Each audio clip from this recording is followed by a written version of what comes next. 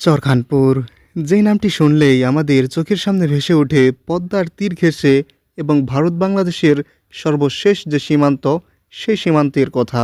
আর ভেসে ওঠে সেই আজিজুল ভাইয়ের কথা, যেই আজিজুল ভাইকে সারা বাংলাদেশের মধ্যে পরিচিত করে দিয়েছে সালাউদ্দিন সুমন ভাই। আপনারা যারা সালাউদ্দিন সুমন ভাইয়ের ভিডিও দেখেন তারা নিশ্চয়ই এই চরখানপুর গ্রামের কথা জেনেছেন। যদিও এখানে এর আগে 4টি গ্রাম ছিল, কিন্তু বর্তমানে নদী ভাঙনের কবলে পড়ে একটি গ্রামই অবশিষ্ট আছে। সেই গ্রামটি হচ্ছে চরখিদিরপুর বা চরখানপুর। আজকে আমরা সেখানে যাচ্ছি। আর আজকে আমার সফরসঙ্গী আমার বন্ধু মাহিন। তপ্ত রোদের মধ্যেই আমি এবং আমার বন্ধু মাহিন দুজনেই পদ্মা নদীতে এসে নৌকায় চড়ে এপার আসি। এপার আসার পরেই আরও বহুদূর আমাদের আজ যেতে হবে। আমরা এখন পদ্মার একদম মধ্যবর্তী স্থানে আছি। পদ্মাচরের মধ্যবর্তী স্থান আসলে বলা যায় না, কারণ পদ্মার 4 ভাগের 1 ভাগ আর কি আছি। এখানে নদীতে আমরা নামলাম সবে মাত্র। ওই পাশে রাজশাহী শহর, আর ওই দিকে হচ্ছে আপনাদের চরখানপুর। সেখানে আজকে আমাদের যাত্রা। আজকে যেতে কতক্ষণ যে লাগে সেটা বলতে পারছি না, তবে এখান থেকে মোটামুটি 4 কিলোমিটার তো হবেই।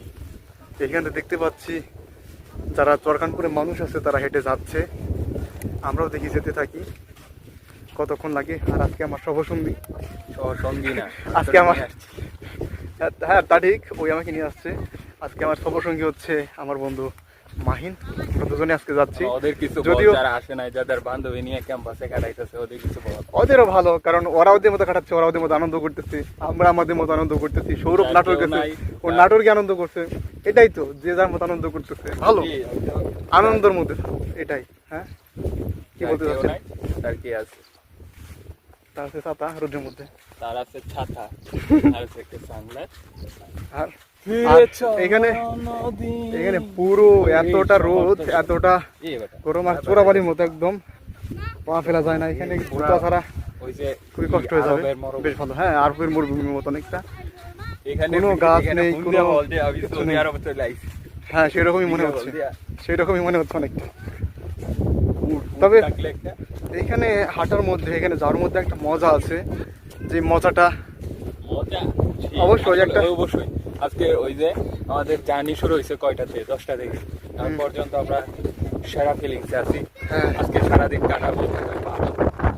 আজকে আমরা থাকতে পারি। এখানে আমরা বড় একটা পদ্মা নদী পাড়ি দিয়ে আসলাম। আবার এখানে পদ্মার আরেকটি শাখা দেখতে পাচ্ছি। আর এখানে দেখতে পাচ্ছি যারা চরখানপুরে মানুষ আছে তারা বিভিন্ন পূজা বহন করে চলছে। আমরা হেঁটে যেতে পারছি না, আর তারা এত দূর কীভাবে বোঝা বহন করে যাচ্ছে সেটা আসলে কষ্টকর। আর কত দূর হবে দাদা?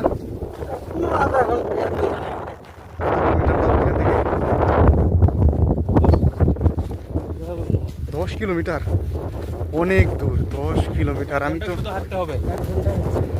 এরা কিন্তু হচ্ছে মানে নিত্যদিন এটা কিন্তু জার্নি ওনাদের। হ্যাঁ, তো বেশ কষ্টকর বলা চলে এই রোদের মধ্যে। আমরা নাকি বাজার টাজার ওইখানে আছে না, এখান থেকে নিয়ে যাই। তো তারা বাজার করতে কিন্তু রাজশাহী শহরে আসে, সেইখানে তেমন দোকান বা বাজার ঘাট নেই। তো তাদের জীবন অনেক কষ্টকর। আবার বর্ষার দিনেও তো নদী ভাঙন আছে। এখানে কিন্তু 4টা গ্রাম ছিল, এখন কিন্তু সেগুলো ভাঙতে ভাঙতে একটা গ্রামে মিলিত হয়েছে। চরখানপুর, চরখিদিরপুর, চর তারা কি যেন আরও ছিল আর কি, আরও 2টা গ্রাম। তো এটা হয়তো একটা সময় থাকবে না, কারণ নদী ভাঙনে তো তাদের জীবন অনেক সংগ্রামের। আমরা যাচ্ছি সেই চরখানপুরে, যতই হাঁটছি যেন পথ ফুরুচ্ছে না। এইখানে মানে পথিমধ্যে অনেক চরখানপুরবাসীর সাথে দেখা হচ্ছে।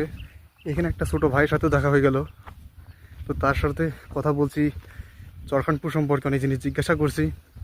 তো তাদের জীবন খুবই কঠিন, বিশেষ করে এই গ্রীষ্মকালে কিংবা এই গরমের মধ্যে অনেক কঠিন তাদের জীবন। ভাইয়ের বাড়ি তো চরখানপুরেই না?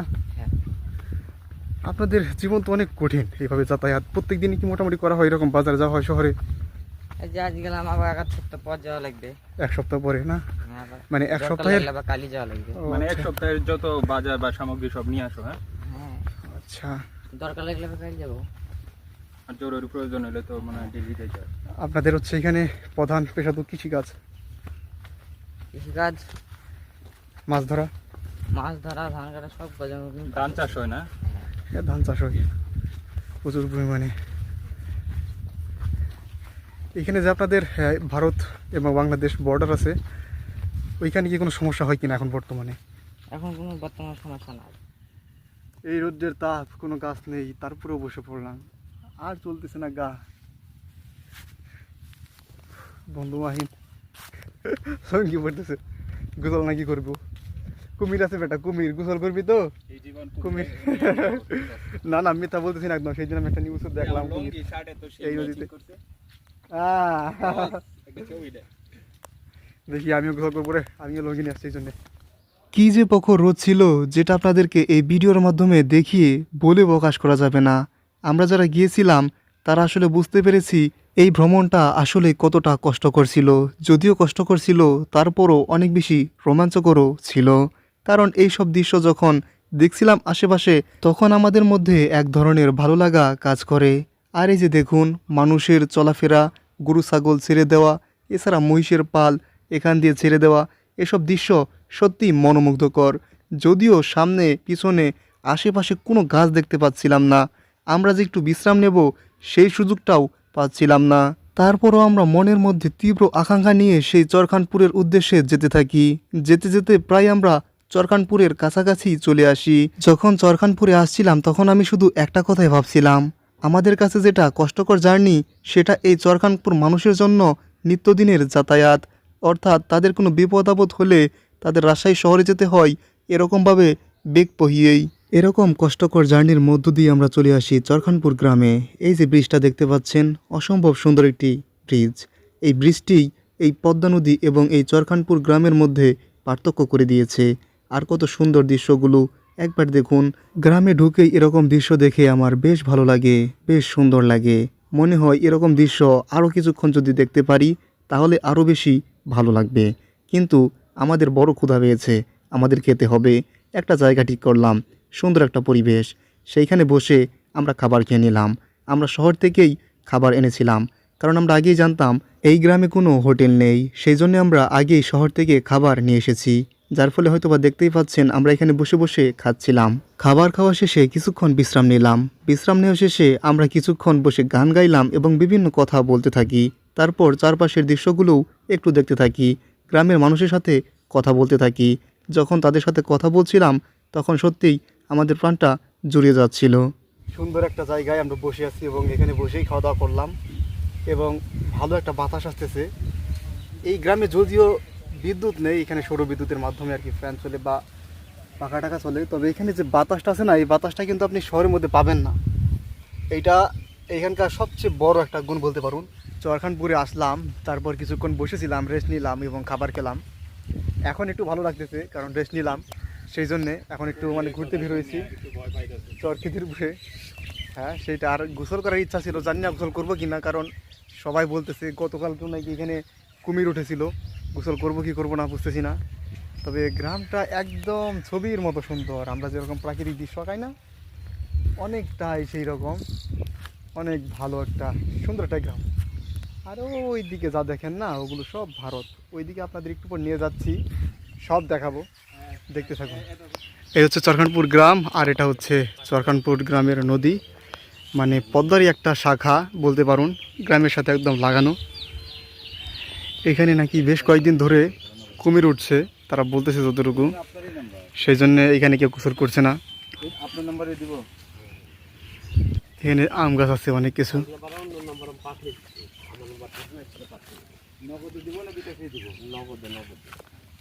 তাহলে কাকা, এটা কি সত্যি একটু বলেন দেখি, কুমির কি এখানে সত্যি আছে? হ্যাঁ, এখানে কুমির কালকে 5-7 মিনিট পর পরে উঠছিল। 5-7 মিনিট পর পরই? এখানে কীরকম মনে হয়, একটা কুমির নাকি অনেকগুলো কুমির? একটাই কুমির। তোমাদের বাড়ি কি এখানেই? এখানেই? তোমরা এখানে থাকো না? কেমন লাগে, ভালো লাগে সত্যি? চেনো না? আচ্ছা, চিনবা না, আমি ওইখান থাকি, বুঝছো, ওইখানে, বুঝতে পারছো? যাইতেছো কই তুমি? আম কুড়াতে আসছো? নদীতে খোয়া করো? আম খাবা? কেন কেন খোয়া করো না? কুমির নেমেছে নদীতে। দে আমাকে আমতে দেখি, খাই একটু। কেমন খেতে? তুমি খুব ভালো মেয়ে, ঠিক আছে, যাও তাহলে, তোমাকে ধন্যবাদ। চরখিদিপুর এসে আম খাচ্ছি, সত্যি আম বলতেছে আমি আম রে, আমাকে খা, আমাকে খা, আমি ভিটামিন সি আছে, আমাকে খা। আমি আমরে, আমাকে খা। স্ট্রেস কেটে যাবে। আমি যদিও কাঁচা আম খুবই খাই না, কিন্তু এত ভালো মিষ্টি তো। লাগতেছে। হ্যাঁ দারুণ বেটা, আমার কাছে দারুণ লাগতেছে। আমি গতকালকে যে খেলাম তোদের সাথে ক্যাম্পাসে, ভালো লাগলো না আজকে। ওই আম আম মিষ্টি এইগুলা শোনা। আরে বেটা আম হচ্ছে এগুলা রে, অয়ন রে, মাহবুব রে, এই মাহবুব। অয়ন, মাহবুব, সৌরভ রে, আম খা, আম খা। মেয়ে দেখলে লাভ হবে না, আম খা। আম খা। ভিটামিন সি, কি ভিটামিন সি? ভিটামিন সি, আছে। হ্যাঁ। আর ভিটামিন সি কাঁচা আম। খেলে স্ট্রেস কমে যাবে। আপনারা ভারত যান না? খুব বেশি যাওয়া যায় না কাটা তার যে নাকি ভারত এখন আর যাওয়া যাচ্ছে না। এখন। আগে তো মনে হয় সম্পর্ক ভালো ছিল, এখন একটু মনে হচ্ছে। এখন মানুষ একটা পাখি যাওয়া গুলি টুলি করে নাকি? গুলি করে ধরে নেবে। এই নতুন সরকার আসার পর মনে হয় একটু সম্পর্ক খারাপ হয়েছে বেশি নাকি আগে থেকেই। আগে মানুষ বাইপাস ছিল, তখন কথা পেলেছে, এখন আর মানুষ আর নাই। গ্রামীণ পরিবেশ, মহিষ বাঁধা, দোকান, নদীর ধার, ফসলি জমি, দক্ষিণা হাওয়া, আর আর ছোট্ট ছোট্ট ছেলে মেয়েদের এই নদীতে গোসল করা, ছাতা নিয়ে দাঁড়ানো, নদীর ধারে অনেক ঘরবাড়ি, পশু পাখি, গাছপালা, প্রত্যেকটি জিনিসই অত্যন্ত মনোরম, অত্যন্ত সুন্দর। এ দৃশ্য সত্যি চোখ জুড়ানোর মতো, যেটা সত্যিই বলে ভাষায় প্রকাশ করা যাবে না। গ্রামীণ এমন সুন্দর দৃশ্য দেখতে দেখতেই আজকের দিনটি কাটাচ্ছিলাম। এই চরখানপুরের ওনায় কোনায় যা আছে আমরা সব কিছু দেখার চেষ্টা করছিলাম।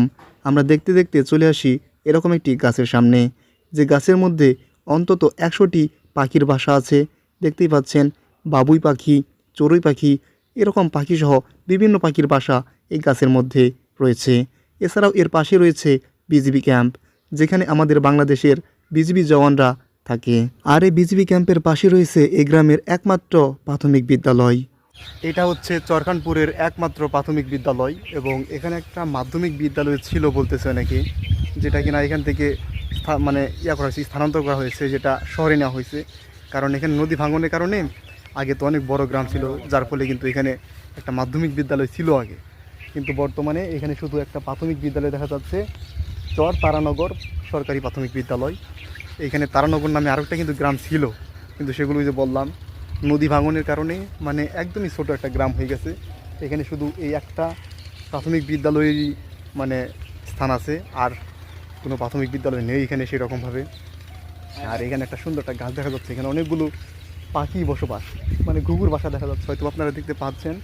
আর এইদিকে হচ্ছে বিজিবি ক্যাম্প, বাংলাদেশের বিজিবিরা এখানে থাকছেন। আজকে আমাদের নিয়ত ছিল যে আমরা চরখানপুর গ্রামে গিয়ে এই নদীতে গোসল করব, কিন্তু যে ভয়টা দেখালো তারপর আর আমরা সাহস পাইনি গোসল করার জন্য। না মাহিন না আমি, যদিও আমি মাহিনকে তারপরেও বলেছিলাম চল এই সুন্দর পানিতে আমরা একটু গোসল করি, কিন্তু ও আর ভয়ে নামেনি, কারণ আমাদের যেটি ইচ্ছা ছিল সেই ইচ্ছাটি ভয়ে পরিণত হয়েছিল। এরপর আমাদের আর নদীতে নামা হয়নি। এই গ্রামে নানা ধরনের সমস্যাও রয়েছে, শুধুমাত্র যে যাতায়াতের সমস্যা তা কিন্তু নয়, এই গ্রামে কিন্তু বাল্য বিবাহের হার ব্যাপক পরিমাণে। যেহেতু এখানে কোনো মাধ্যমিক বিদ্যালয় কিংবা কলেজ নেই, সেহেতু শিক্ষার্থীরা প্রাথমিক বিদ্যালয় পর্যন্তই পড়াশোনা করে। এছাড়াও সর্বোচ্চ এখানকার শিক্ষার্থীরা ক্লাস 3, 4 কিংবা 5 পর্যন্তই পড়ার সুযোগ পায়, এর চেয়ে বেশি পড়ার সুযোগ পায় না, যার ফলে এখানে বাল্যবিবাহের হার অনেক বেশি। তো এরকম তথ্য শুনতে শুনতে আমরা ভারতীয় সীমান্তের দিকে যাচ্ছিলাম। আমাদের প্রধান লক্ষ্য ছিল আজকে এটাই, আমরা ভারতীয় সীমান্তে ঘুরতে যাব, এটাই কিন্তু আমাদের আজকে প্রধান লক্ষ্য ছিল, যদিও অনেক বাধা বিপত্তি ছিল। এই হচ্ছে ভারত এই পাশে, আর এই পাশটা আমরা এখন যেখানে আছি সেটা হচ্ছে বাংলাদেশ। তো ভারতের এখান দিয়ে কোনো বাড়িঘর নেই, ওই দূরে দূরে যেগুলো আছে ওগুলো হচ্ছে ভারতের। আর সামনে হচ্ছে পিলার, আপনাদের দেখাচ্ছি, সামনে আমরা যাবো, এখানে গিয়ে আপনাদেরকে দেখানোর চেষ্টা করব পিলারটা। এই যে আমি এখন মানে যেই স্থানে আছি এই স্থানটা হচ্ছে ভারত। এই যে যা দেখছেন এখানে সবই ভারত, আর এই পাশটা হচ্ছে বাংলাদেশ। আর বাংলাদেশে এখন আমার বন্ধু অবস্থান করছে, আমি অন্য এক দেশে অবস্থান করছি অবৈধভাবে। আমার একটা ছবি তো বিদেশের মাটিতে। এখন আমি বিদেশ, তুই দেশে, দেশ বিদেশে একটা সিনেমা আছে না, এই এদিকে হাত দে হাত দে এইভাবে হাত দে। আমরা এখন ভারত এবং বাংলাদেশের মধ্যবর্তী স্থানে আছি, অর্থাৎ এই পাশে হচ্ছে ভারত, মানে যেগুলো ভারতীয়, আমরা ভারতের সীমান্তে দাঁড়িয়ে আছি, আর এটা হচ্ছে বাংলাদেশ। দেখতেই পাচ্ছেন আমরা বাংলাদেশের চরখানপুর অনেকটা ছেড়ে এসেছি। সামনে হচ্ছে আপনার ভারত এবং বাংলাদেশের মধ্যে যে পিলার, সেইখানে আর কি যাচ্ছি। তো আমাদেরকে একটু ভয় দেখাচ্ছে বলতে সতর্ক করছে, ভালোর জন্য বলছে। তারা বলছেন যে ওইখানে গেলে নাকি অনেক সময় ধরলে পিটায়। এখন ভারত বাংলাদেশ তো জানেনি, সম্পর্ক খুব বেশি ভালো নয়। তো তারপরে ভয় নিয়ে যাচ্ছি, যেহেতু আসলাম চরখানপুরে, না গেলে তো হবে না, মানে না গেলে তো মনের শান্তি তো মিটবে না নাকি। একটু ঘুরে আসি দেখি। যদিও তিনি একটু আমাদেরকে ভয় দেখালেন, ভয় করছে না এমন না, ভয় করছে। একটু ঘুরে আসি দেখি। আয় মাহিন, আমরা যাই পাগল নাকি তুই? এর আগে আমি আসছি না? এ আমার বন্ধু মাহিন, আরে এ খুবই ভয় পাচ্ছে যে এইকে নাকি পিটিয়ে একদম মানে শেষ করে দিবে। কথা তো এর বউ হচ্ছে বিধবা। কথা হচ্ছে রোদের মধ্যে যে যাই ওইদিকে ওরা আমারে নিয়ে যায় গাড়ি। এ এত ভয় পাচ্ছে যে যাবে না। আমি কুমিরের জন্য কি বলছি, ভয় পাইছে? নদীতে গোসল করতে নামো না তুমি, কুমিরের ভয়। ও নাকি এখানে পদ্মা নদীতে গোসল করবে, সেই জন্য আমাকে বললো কাপড় চোপড় লঙ্গি টঙ্গি যা আছে সব নিয়ে আসলাম। তো এতটাই ভয় পেয়েছে, এখানে বলেছে যে কুমির উঠেছে, সেই জন্যে নদীতে গোসল করলো না। ঠিক আছে।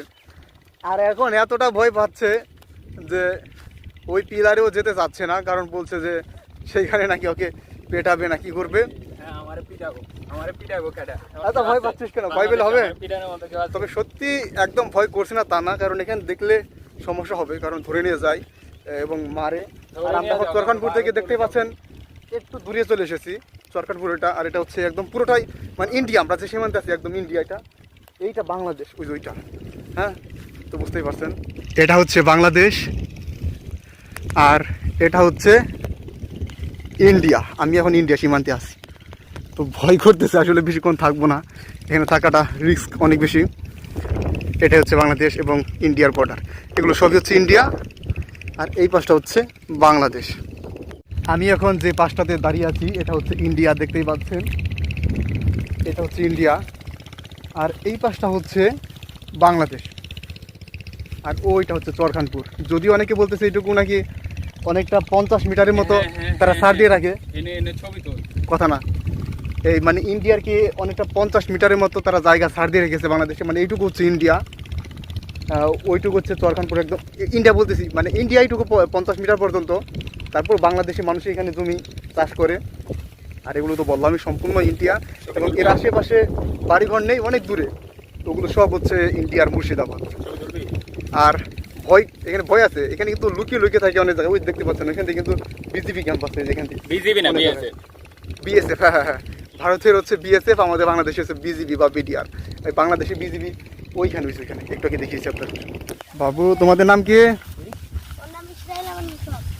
ওর নাম ইসরায়েল, আর তোর নাম হচ্ছে কি? তোমার নাম কি? সোহাগ। ইসরাফিল, সোহাগ। তোমাদের বাড়ি কি চরখানপুরে? এইটা কি ভারতের মাটি? তোমরা মানে আমি এখন যেখানে দাঁড়িয়ে আছি এটা ইন্ডিয়া। কেমন লাগে তোমাদের এখানে? গোলাগুলি চলে? কখনো কি গুলি করে? যাওয়া যায় এইদিকে, এই যে এই ক্ষেতগুলোতে যাওয়া যায় না? বিএসএফ দেখলে পিন্ডি দেয় নাকি? ধরে নিয়ে যায়। বিএসএফ দেখলে পিন্ডি দেবে, গুলি করে। তোমাদের এখানে কখনো কারো করছে গুলি? আগে করতো, এখন করে না, তবে এখন পিন্ডি দেয়, ধরে নিয়ে যায়। ছবি তুলো ওদের সাথে, একটা ছবি তোলো দেখি। ছবি তুলে যাই, তোমাদের ইন্টারনেট ছেড়ে দেবো, যাও। আসো দুজনে ভারতের ইন্ডিয়ার মাটিতে এদিকে আমরা ভারতে দাঁড়ায় ছবি তুলি, কি বলো? এটা হচ্ছে ভারত। হ্যাঁ, ওইখানে গেছিলাম আমরা, ওইখান থেকে আসলাম। হ্যাঁ, ওই গাড়ি নিয়ে আসতেছে না? হ্যাঁ, আমাদের ক্লাসে একজন সোহাগ আছে, খুবই ভালো ছেলে। তোমরাও খুব ভালো থাকো, ঠিক আছে, থাকো। হ্যাঁ, আর ভারত সীমান্তে খুব বেশি যাবা না, ঠিক আছে? সুন্দরভাবে থাকবা, বাংলাদেশের সীমান্তে থাকবা। আর ঝগড়া লাগলে একবার উড়াই দিবা বারো, ঠিক আছে? আর যদি কিছু বলতে আসে, তোমাদের ধরতে আসে, তাহলে কি করবা? আমাদের কান্দা বিজিবি আছে, আমাদের সাথে হ্যাঁ বিজিবি আছে না, একে বলবা ধরে, বলবা একদম পিটাইয়া। বিজিবি কে বলবা তো গুলি করেন বিএসএফ কে, কি বলবা? পারবো না? ভারতের সাথে পারবো না, ভারতীয়দের সাথে, জি ভারতের বিজিবিদের সাথে পারবো না, বিএসএফ এর সাথে পারতে হবে, কিন্তু সাহসী হতে হবে, ঠিক আছে? বাঘের বাচ্চা হতে হবে, ইন্ডিয়ার সাথে লড়াই করতে হবে। হ্যাঁ, পারবো তো? হ্যাঁ, আচ্ছা ঠিক আছে। আপনারা দেখতে পাচ্ছেন কিনা, ওই যে বিএসএফ এর গাড়ি এখান থেকে টহল দিচ্ছে, ওই যে দেখতেই পাচ্ছেন। আমাদের এখান দিয়ে আসছে। হ্যাঁ, আমাদেরই টার্গেট করতেছে, কারণ যেহেতু একমাত্র আমরা মানে এখন ভারত সীমান্তে আছি, তো হয়তো আমাদেরই টার্গেট করার জন্য আসতেছে এইদিকে। আমরা দেখ ওইদিকে গেলাম, ওইদিকে গাড়ি ছিল, এখন হ্যাঁ এইদিকে আসছি। হ্যাঁ, হতে পারে, কারণ হচ্ছে ওরা দূর থেকে টার্গেট করে, তুই দেখবিও না। ওই যেখান থেকে না জঙ্গলে, ওইখানেও কিন্তু বিএসএফ আছে। বিএসএফ এর বন্দুক আর আমার এই ছাতি, এই যে এই ছাতা দিয়া এটা দিয়ে যুদ্ধ করবো আমরা এটা বিএসএফ এর দিয়ে সাথে। যুদ্ধ হবে। হ্যাঁ, ইন্ডিয়ার বিএসএফ এর জন্য আমার ছাতাই ঠিক আছে, এই যে ওদের আছে পারমাণবিক আমার আছে বোমা, এটা। আর আমাদের আছে সাদা বিএমডব্লিউ ছাতা। বিএমডব্লিউ সাদা। এই ধারা এটা দিয়ে একটা গুলি করি, এটা সিস্টেম করি, এটা দিয়ে তুই ভিডিও কর। গ্রামটি ঘুরতে ঘুরতে আমাদের অনেক অভিজ্ঞতা হলো। এই গ্রামের সুখ দুঃখ কিছুটা বোঝার চেষ্টা করি। এরা যেমন সুখে আছে, এত সুন্দর যেমন প্রকৃতি পাচ্ছে, ঠিক তাদের দুর্ভোগটাও কিন্তু কম নয়। আমাদের কাছে যেটা ভ্রমণ, সেটা তাদের কাছে কষ্টের জীবন। এই পুল বেয়েই তারা সবসময় এই পারে আসে, আবার ওই পারে যায়। আমাদেরও যাওয়ার সময় ঘনিয়ে আসছিল, সেই জন্যে আমরা বাসার উদ্দেশ্যে রওনা দিয়ে দিয়েছিলাম। যদিও আজকে প্রখর রোদ ছিল, সেই জন্যে আমরা একটি বাইক নেই, বাইকে চড়ে আমরা আসছিলাম। উঁচু নিচু রাস্তা, এখান দিয়ে গাড়ি চালানোই অনেক রিস্কের বিষয় ছিল। তারপরও কীরকম স্পাইডারম্যানের মতো গাড়ি চালাচ্ছিল, দেখে আমরা বেশ অবাক হই। আমাদের খুব বেশি জায়গায় নামিয়েও দেয়নি। এই বালুর মধ্যে, উঁচু নিচু রাস্তার মধ্যে কীরকমভাবে বাইক চালাচ্ছিল, দেখে আমরা দুজনেই বেশ অবাক হই। যাওয়ার সময়েও আমরা এই গ্রামের প্রকৃতি দেখছিলাম আর ভাবছিলাম, এই অংশটুকু হয়তো বা একটা সময় থাকবে না, নদীর গর্ভে হয়তো বিলীন হয়ে যাবে, কিন্তু এই গ্রামের ইতিহাস, ঐতিহ্য সব কিছু টিকে রবে, আর টিকে রবে হয়তোবা আমাদের এই ভিডিওগুলো। তো আমরা পদ্মা নদীর ধারে চলে আসি। প্রচণ্ড রোদ, দেখতেই পাচ্ছেন, মাথায় এবং গলায় গামছা দেওয়া। এরপর হঠাৎ করে একটা দমকা বাতাস আসতে শুরু করলো। কী যে আরামের বাতাস, কী যে ভালো লাগছিল, যেটা বলে প্রকাশ করা যাবে না। তার উপর নৌকা একটু দেরিতে ছাড়বে, সেই জন্যে আমরা বেশ কিছুক্ষণ ওইখানে বসেছিলাম। বসে বসে আমরা একটু সময় কাটাচ্ছিলাম। সময় কাটাতে কাটাতে ভাবছিলাম, এই গ্রামে যদি আরও বেশ কিছুদিন থাকতে পারতাম, কিছুদিন যদি এই মানুষদের সাথে মিশতে পারতাম। কিন্তু এটা তো শুধুমাত্র ভাবার মধ্যেই সীমাবদ্ধ। যদি আমাদের এই গ্রামে ছেড়ে দেওয়া হয়, হয়তোবা আমরা থাকতে পারবো না। কিভাবে সম্ভব? হয়তোবা মুখে বলার ক্ষেত্রে এটা খুবই সুন্দর শোনায়, কিন্তু এখানে থাকা সত্যি অনেক রিস্কের ব্যাপার এবং বেশ দুর্গম এলাকা। এই গ্রামের গাছপালা, স্কুল, পরিবেশ, মাদ্রাসা, মসজিদ সব কিছুই আমাদের অনেক বেশি মনোমুগ্ধ করেছে। আমাদের প্রত্যেকটা জিনিসই অনেক বেশি ভালো লেগেছে। আরও ভালো লেগেছে বাংলাদেশ এবং ভারতের সীমান্ত, যেটি আমাদের দেখার আজকের মেইন উদ্দেশ্য ছিল। আজকে ঘুরতে ঘুরতে এই গ্রামের সাথে আমাদের একটা মায়াও জড়িয়ে যায়, কিন্তু সময় যে আর নেই, আমাদেরকে তো যেতেই হবে। বেলাও ঠিক গড়িয়ে এসেছে, সূর্য পশ্চিম দিকে হেলে গিয়েছে, আমাদেরকে যেতেই হবে। যতই মায়ার বাঁধন থাকুক, তারপরও এই মায়ার বাঁধন ছিঁড়েই আজকে আমাদেরকে যেতেই হবে।